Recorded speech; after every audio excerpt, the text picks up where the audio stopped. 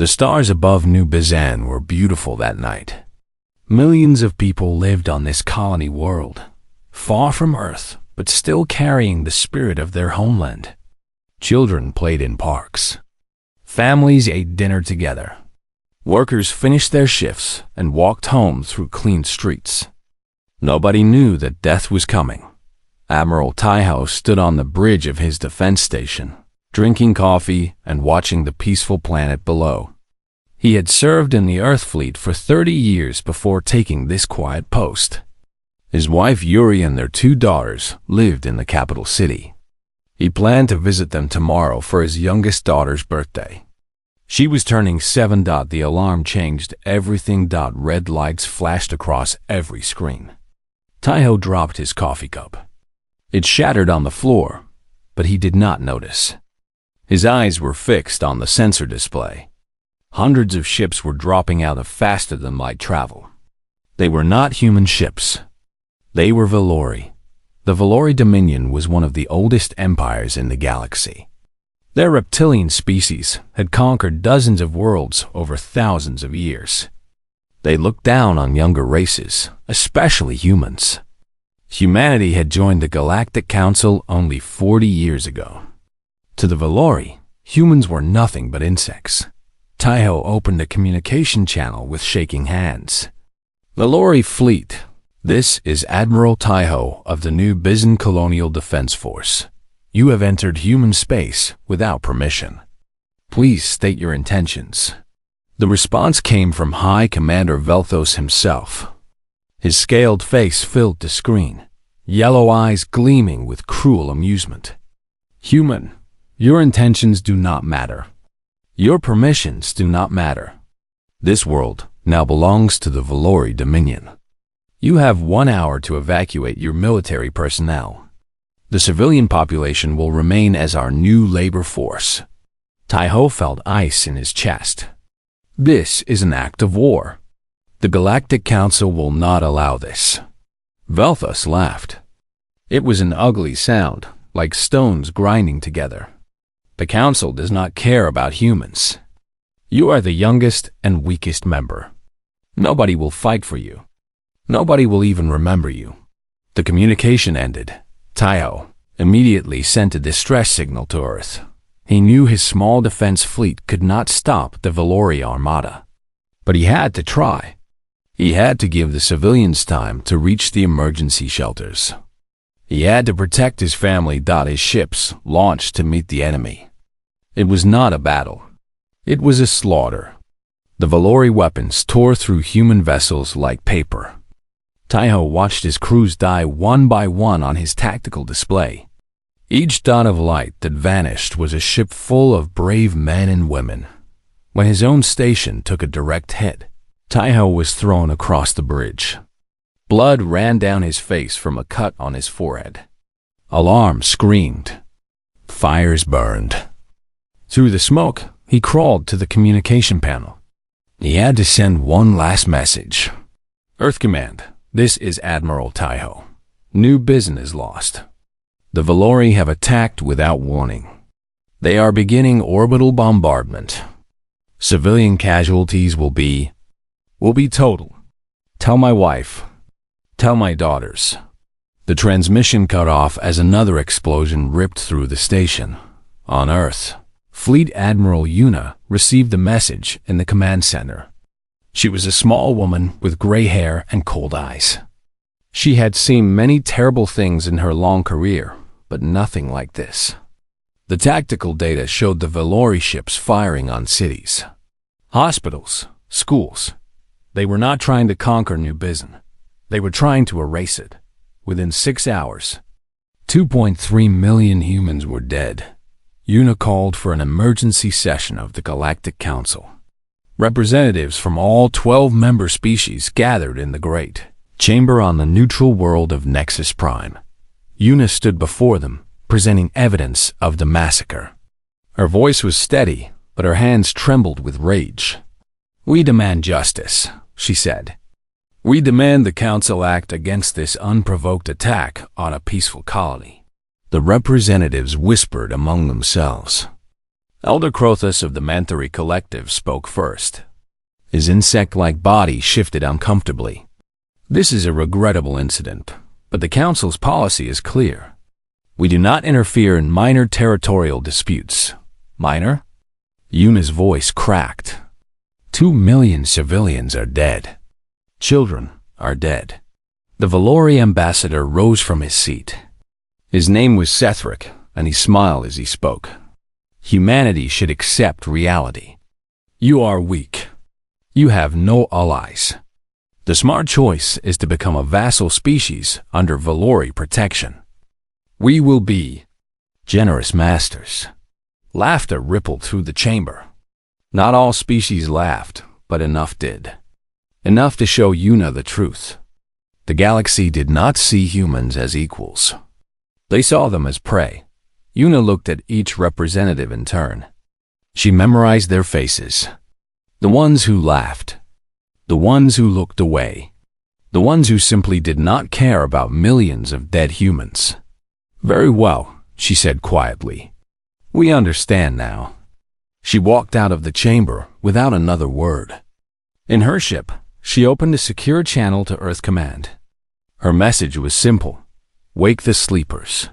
Deep beneath the mountains of Korea, in bunkers built during the terrible wars of Earth's past, ancient machines began to hum. Protocols that had been dormant for 300 years activated. Scientists who had hoped these weapons would never be needed again received their orders. Humanity had tried to be civilized. They had tried to be peaceful. They had buried their violent past and reached for the stars with open hands. The Valori had just made the worst mistake in galactic history. They had reminded humans what they truly were. The galaxy expected humanity to beg. They expected crying diplomats and desperate offers of surrender. They expected the weak young species to accept their place at the bottom of the food chain. Instead, Earth went silent. Every human ship returned home. Every human diplomat left their post. Trade vessels stopped moving. Communication channels closed one by one until there was nothing but darkness from human space. It was like watching a creature curl into itself before dying. High Commander Velthos laughed when he heard the news. He stood before his officers on his flagship, his yellow eyes bright with victory. The humans are hiding like frightened animals. Within 1 month, they will send messengers begging for mercy. We will take their worlds, their resources, their people. The Valori Dominion will grow stronger. His officers cheered. They had no reason to worry. Humanity's fleet was small and weak. Their technology was primitive compared to species that had traveled the stars for thousands of years. The massacre of New Bizan proved that humans could not fight back. But on Earth, something very different was happening. Director Jisoo stood in a bunker 1 kilometer below the surface. She was a thin woman with sharp eyes and steady hands. Around her, hundreds of workers moved through corridors carved from solid rock. These tunnels had been built during Earth's Third World War, when humanity nearly destroyed itself. They had been sealed for centuries. Their contents classified at the highest level . Now they were open again. Jisoo walked through a massive warehouse filled with weapons. Not the clean, efficient weapons humanity showed to the galaxy. These were ugly things, brutal things. Weapons designed by a species that had spent 10,000 years finding new ways to kill itself. Weapons that civilized species would call barbaric. How long until production begins? She asked out her assistant, a young man named Sungu, checked his tablet.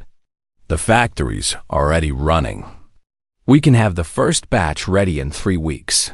Make it 2. In another section of the bunker, Doctor. Heijin worked without sleep. He was old now, his hair white and his back bent, but his mind was still sharp. He had spent his career studying alien biology, learning how different species worked. He had published papers on cross-species medicine. He had helped cure diseases on a dozen worlds. Now he was using that knowledge for something else. The Valori respiratory system is their weakness, he explained to his team. Their lungs require a specific protein chain to function. If we disrupt that chain, they cannot breathe. Not enough to kill them, just enough to make them helpless. A young scientist named Boyang raised her hand. Sir, this sounds like a chemical weapon. Those are banned by the Galactic Council. Heijin turned to look at her. His eyes were tired and sad. The Council did not help us. The Council watched our children die. The Council's rules no longer apply to us. Nobody argued with him. Far from Earth, Captain Yunji led a small ship through the darkness of space. Her mission was secret. Her crew was handpicked. They moved without lights, without communication, invisible to any sensor. Their destination was Valori Space. Eung was young for a captain, only 32 years old. She had grown up on New Bizen before joining the fleet. Her parents still lived there. She had learned of their deaths 2 days after the attack. She had not cried. She had simply volunteered for this mission. Her second-in-command, Lieutenant Do-hyun, sat beside her on the bridge. He was watching the sensor display, looking for any sign of Valori patrols. Captain, I have a question. Ask. Our orders say to map military targets, bases, fleets, defense stations. He paused. But we are also mapping civilian areas, schools, hospitals, population centers. Why? Yunji did not look at him. Her eyes stayed fixed on the stars ahead. The Valori did not ask that question before they bombed our schools. They did not worry about our hospitals. Do-hyun was quiet for a long moment. So we are going to do what needs to be done. The ship continued its silent journey into enemy territory. Back on Earth, Fleet Admiral Yuna reviewed the construction reports. Shipyards across the planet were working day and night. New vessels were taking shape, and they looked nothing like the ships humanity had used before. Those ships had been designed to fit in with the galaxy. Clean lines, efficient systems, non-threatening appearance. The new ships were different. They were covered in weapons. Their hulls were thick and brutal. They looked like what they were, instruments of war built by a species that had perfected violence over countless generations. Yuna stood before the United Earth Parliament in a closed session. Every representative was present. Every face was grim. She showed them the plans, the weapons, the strategy. She explained what humanity was about to do. This will change everything, she said. The galaxy will never look at us the same way again. We will become what they fear. There's no going back. Prime Minister Dong-hae rose from his seat.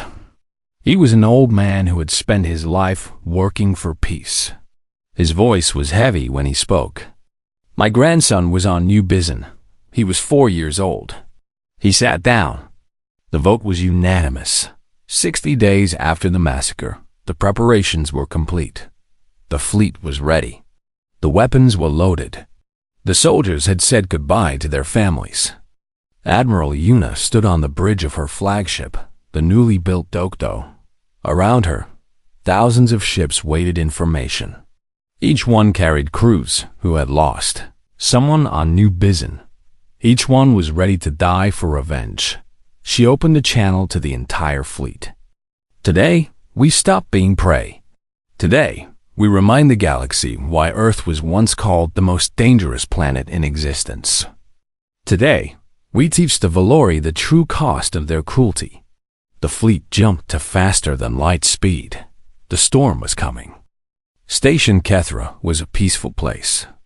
It sat at the edge of Valori space, a trading post where merchants bought and sold goods from across the sector. The Valori soldiers stationed there were bored. Nothing ever happened at Kethra. Nothing ever would. Sensor Officer Thrall was drinking his morning meal when the alarm sounded. He almost ignored it. Probably another malfunction. But training made him check the display. Anyway, what he saw made no sense. Ships were appearing from faster-than-light travel. Many ships. Too many to count. And they were already firing. Thrall opened his mouth to call for help. He never made a sound. The station exploded around him, torn apart by weapons that moved faster than thought. Station Kethra had existed for 400 years. It ceased to exist in 4 seconds. Commander Minho led the human vanguard from his flagship, Inchin's Vengeance. He was a large man with a scarred face and calm eyes. His wife had been a teacher on New Bizin. His son had been one of her students. Now Minho had no family left. He had only purpose. All ships, spread formation, he ordered. We take everything. We leave nothing standing. The human fleet moved like water through Valori space. They did not stop to celebrate victories. They did not pause to count the dead. They simply destroyed and moved on. Military bases vanished in fire. Defense platforms became floating debris. Supply depots burned until nothing remained but ash. The Valori 4th Fleet received emergency orders to intercept the human attack. Admiral Kesseth commanded this fleet. He was old and experienced, a veteran of many campaigns against weaker species. He had never lost a battle. These humans are fools, he told his officers. They attack with emotion, not strategy. We outnumber them 3-1. We will crush them and mount their admiral's head on my wall. His fleet moved to intercept 200 Valori warships against 70 human vessels. The math was simple. The result was certain. Kesseth was wrong. The human ships did not fight like any enemy the Valori had faced before. They did not keep safe distances. They did not protect themselves. They charged directly into the Valori formation, getting so close that both sides took damage from every shot. But the humans could take more damage. Their ships were built for this. Their hulls were thick. Their crews were trained to fight through pain and fear. And their weapons were terrible beyond imagination. Kinetic accelerators fired tungsten rods at speeds close to light itself. Each rod hit with the force of a nuclear bomb. Valori shields, designed to stop energy weapons, could not stop solid metal moving that fast. Ships simply ceased to exist when the rods hit them. Electronic warfare systems did not just disable Valori computers. They infected them, took control of them, turned Valori ships against each other. Kesseth watched in horror as his own cruisers began firing on their allies. And then there were the fires. Pilot Sujin flew a small attack craft at the front of her squadron. Her call sign was Reaper, and she had earned it. She was 26 years old, small and quiet. Before the war, she had been a racing pilot, competing in high-speed competitions for sport. Now she used those skills for killing. A fighter twisted through the Valori formation, moving in ways that should have been impossible. The Valori pilots could not track her. She was too fast, too unpredictable. She fired and fired again, each shot finding its target. The secret was simple. Human bodies could survive forces that would kill any other species. Where Valori pilots would black out or die from high-speed turns, Sujin just gritted her teeth and kept fighting. Her squadron followed her lead, dancing through enemy fire like ghosts. When the battle ended, Sujin had 47 confirmed kills. A wingman Jiho had 31. Together, their squadron of 12 pilots had destroyed more ships than the rest of the human fleet combined. Admiral Kesseth survived the battle. His flagship was crippled, drifting in space, but he lived. He watched the human fleet pass by without bothering to finish him off. They had somewhere else to be. He was not worth their time. That insult burned worse than any wound. The Valori 4th Fleet had entered the battle with 200 ships. 17 survived. Human losses were 8 vessels. High Commander Velthos received the report on his homeworld. He read it 3 times, certain there must be an error. This was impossible. Humans were weak. Humans were primitive. Humans did not fight like this. He immediately contacted the Galactic Council, demanding intervention. His voice was no longer arrogant. There was fear in it now, though he tried to hide it. The Council observers had watched the battle from a safe distance. They had recorded everything. They played the footage in the Great Chamber, while representatives from all species watched in silence. Elder Crothos finally spoke. "High Commander, the Council's policy is clear. We do not interfere in minor territorial disputes." His words were the same as before, but his tone was different. There was no mockery now. There was only cold satisfaction as he threw Velphus's own dismissal back at him. The Valori ambassador Sethrak stood to protest, but nobody listened. The other species were too busy watching the humans advance across Valori space. 13 colony worlds fell in the first week. The humans did not occupy them. They simply destroyed every military target and moved on. This was the terrifying part. The humans were not trying to conquer. They were not trying to build an empire. They were simply breaking things. Breaking everything that could fight back. Leaving the Valori helpless but alive. It would have been kinder to kill them all. On Earth, the people watched the war reports with grim pride. There were no celebrations. No parades. Just quiet nods and clenched fists. Each victory was revenge for the dead. Each destroyed Valori ship was payment for the children of New Bizin. Admiral Una studied the tactical display in her quarters. The advance was going perfectly. Too perfectly. She knew that the hardest battle was still ahead. She opened a communication channel to the fleet. "All ships, prepare for the final phase. We move on Velith Prime in 3 days. The Valori homeworld. The heart of their empire. The place no enemy had touched in 12,000 years. That was about to change." Velith Prime was beautiful from space. Blue oceans and green continents covered the world. Cities sparkled like jewels across the surface. 8 billion Valori lived there, the center of an empire that had ruled for thousands of years. Orbital defense platforms circled the planet like a ring of steel. Hundreds of warships patrolled every approach. The Valori had 12,000 years to build these defenses. They believed nothing could break through. Admiral Una looked at the planet through the window of her bridge. Beside her stood Sergeant Major Junho, commander of the ground forces. He was a quiet man with gray in his hair and nothing in his eyes. His wife and 3 daughters had died on New Bizin. He had not smiled since. "It is beautiful," Una said softly. "So was New Bizin," Junho replied. The human fleet emerged from faster-than-light travel at dawn, local time. This was deliberate. Una wanted the Valori to see death coming in the light of their own sun. High Commander Velthus commanded the defense from his palace on the surface. He had gathered every remaining ship, every soldier, every weapon. The fate of his entire species rested on this battle. He would not lose. "All ships, open fire," he commanded. "Destroy the humans. Show them the power of the Valori Dominion." The orbital platforms fired first. Massive beams of energy lanced through space toward the human fleet. Each shot could destroy a cruiser. Hundreds of shots fired every second. The space between the fleets became a wall of deadly light. The human ships did not dodge.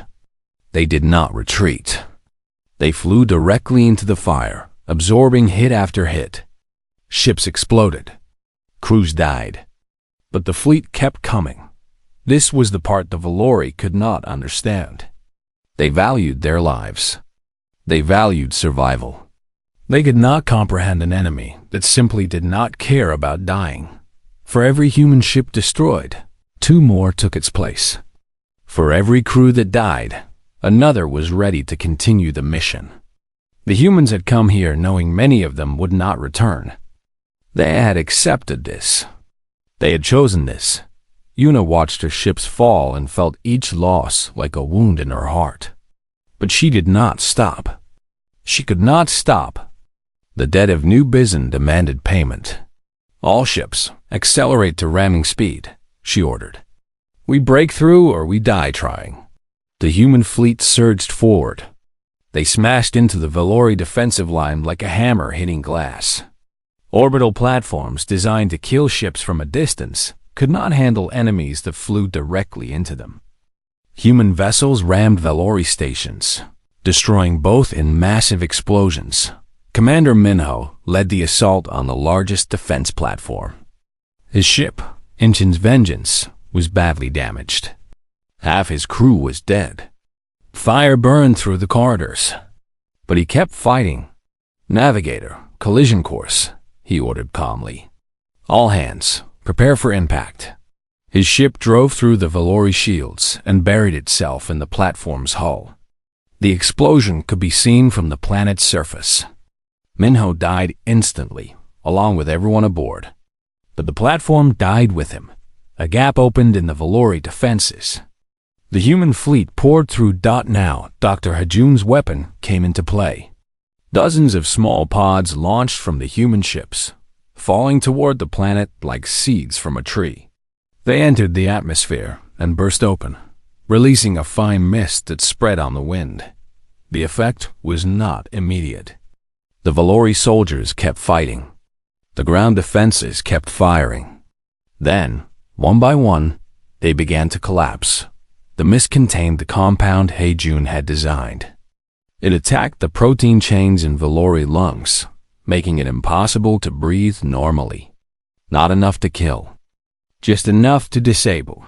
Within 3 hours, every Valori on the planet was lying on the ground, gasping for air. Sergeant Major Junho led the ground invasion personally. His troops landed in the capital city as the sun set. They moved through empty streets, past Valori citizens who could not stand, could not fight, could only watch with terrified eyes. Junho felt nothing. These were the people who had cheered when New Bizen burned. These were the ones who had laughed at human suffering. Let them feel helpless now. Let them know what it was like. His soldiers were careful. They did not kill civilians. They did not destroy homes. They only targeted military installations and government buildings. This was deliberate. Yuna had been very clear. The goal was not genocide. The goal was humiliation. Junho reached the High Commander's palace as night fell. His troops secured the building room by room. They found Velthos trying to escape through a secret tunnel, dragging himself along the floor because he could not stand. The mighty High Commander, architect of the New Bizen massacre, crawling like a wounded animal. Junho stood over him. His rifle was in his hands. It would be so easy. One shot and the creature who killed his family would be dead. But Yuna had given different orders. "Get the cameras ready," Junho said quietly. "The galaxy needs to see this." They dragged Velthos to the palace balcony. They made him kneel. They broadcast the image across every communication network in the galaxy. Every species, every world, every citizen saw the leader of the Valori Dominion on his knees before human soldiers. Admiral Yuna's voice accompanied the image. Her tone was calm, almost pleasant. "You taught us that the galaxy respects only strength. We are excellent students." The broadcast ended. The message was clear. Humanity was no longer prey. Humanity was no longer weak. Any species that harmed humans would face the same fate. On worlds across the galaxy, representatives and leaders watched in silence. The Manthari, the Kelith, the Sindari, all the species who had laughed at humanity's plea for help. All the ones who had dismissed human lives as worthless. None of them were laughing now. Yuna looked down at Velith Prime from her damaged flagship. The battle was over. The price had been terrible. Thousands of human soldiers and crew members were dead. Dozens of ships were destroyed. But they had won. They had broken an empire that had stood for 12,000 years. They had proven that humanity was not something to be dismissed. Now came the hardest part. Now came the peace. The great chamber of the Galactic Council had never been so quiet. Representatives from all 12 member species sat in their seats, but nobody spoke. Nobody moved. They were all watching the door, waiting for the human ambassador to arrive. Fear hung in the air like smoke. Ambassador Myray walked into the chamber alone. She was a small woman, shorter than almost every alien in the room. Her hair was black and her face was calm. She wore simple clothes with no decorations or medals. She looked like someone's grandmother, kind and ordinary. But every representative knew what her species had done. They had seen the broadcasts from Velith Prime. They had watched the Valori Dominion, one of the galaxy's oldest empires, brought to its knees in less than 3 months. They understood now that this small, ordinary-looking woman represented the most dangerous species in existence. Myray walked to the speaking platform without hurrying. She looked around the chamber, meeting the eyes of each representative in turn. Some looked away. Some tried to hide their fear. A few, like Elder Crothus of the Mantari, simply watched with careful attention. "Thank you for seeing me," Myray began. Her voice was soft but carried clearly through the silent chamber. "I know many of you expected threats today. Demands for territory, calls for tribute or submission. You prepared yourselves for a conqueror's speech." She paused and smiled slightly. "I'm sorry to disappoint you." She activated a holographic display that showed a simple list of terms. Humanity's demands are these. First, recognition of our colony world New Bizin and its reconstruction. Second, a formal acknowledgement by the Valori, Dominion, of their unprovoked attack and the death of 2.3 million civilians. Third, a promise from the Valori that they will never again attack human space. The chamber remained silent. These terms were shockingly mild. Species that won wars, like humanity had, just one usually demanded much more. Territory, resources, slaves, power. Representative Theral of the Kelith hegemony spoke first. His tall, thin body leaned forward with suspicion. "That is all? No demands for Valori territory? No reparations? No prisoner exchanges?" "We do not want their territory," Myray replied. "We do not need their resources. We have no interest in ruling other species. We simply want to be left alone." Murmurs spread through the chamber. This did not make sense. This was not how conquerors behaved. Elder Crothos raised one of his 4 arms. "Ambassador, forgive my confusion. Your fleet destroyed the Valori military. Your soldiers occupy their homeworld. You could demand anything, and they would have no choice but to agree. Why show such restraint?" Maray's smile faded. Her eyes grew cold, and suddenly she did not look like a grandmother anymore. She looked like something old and patient and very, very dangerous. "Because we are not monsters," she said quietly. "We did not attack the Valori for conquest or glory. We attacked them because they killed our children. Now our children have been avenged. Continuing to punish the Valori would serve no purpose except cruelty." She let that sink in before continuing, but make no mistake. Our restraint is a choice, not a weakness. We choose mercy because we can afford to be merciful. We proved our strength. Now we prove our wisdom.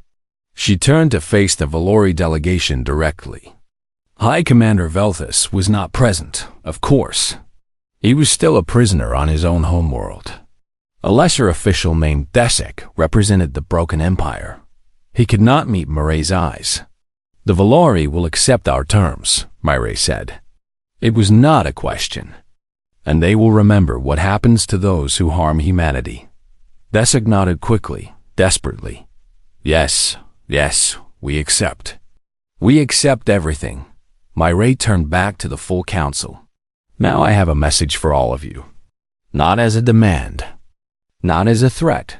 simply as information. The holographic display changed.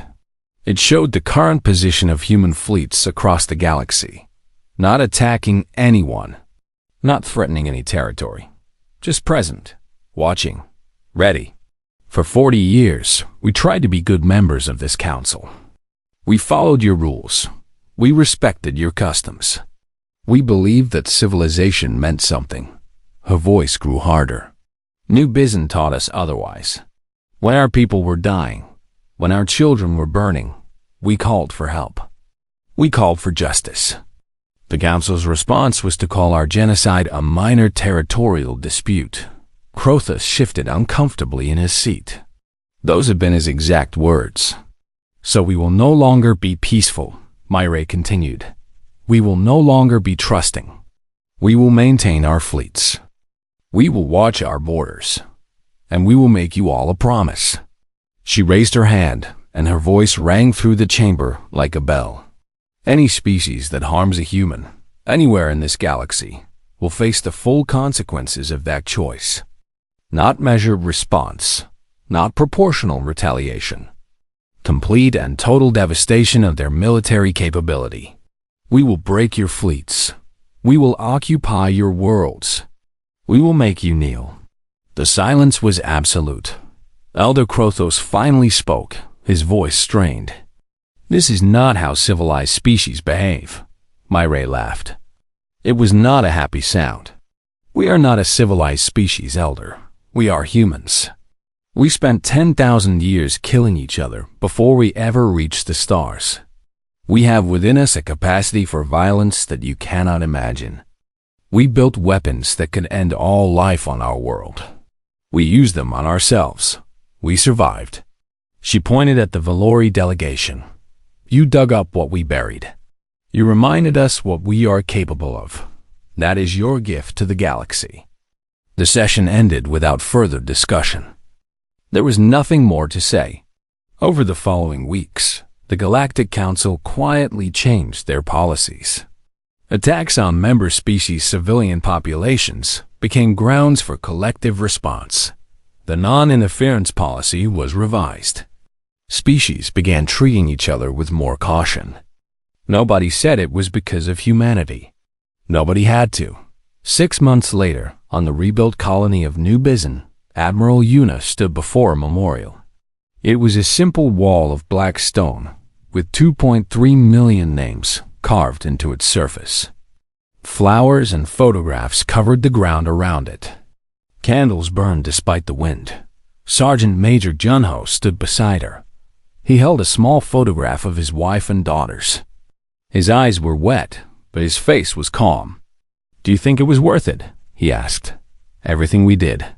Everything we became. Una considered the question. Around them, the sounds of construction filled the air. New buildings rising. New homes being built. New families moving in to replace the ones that were lost.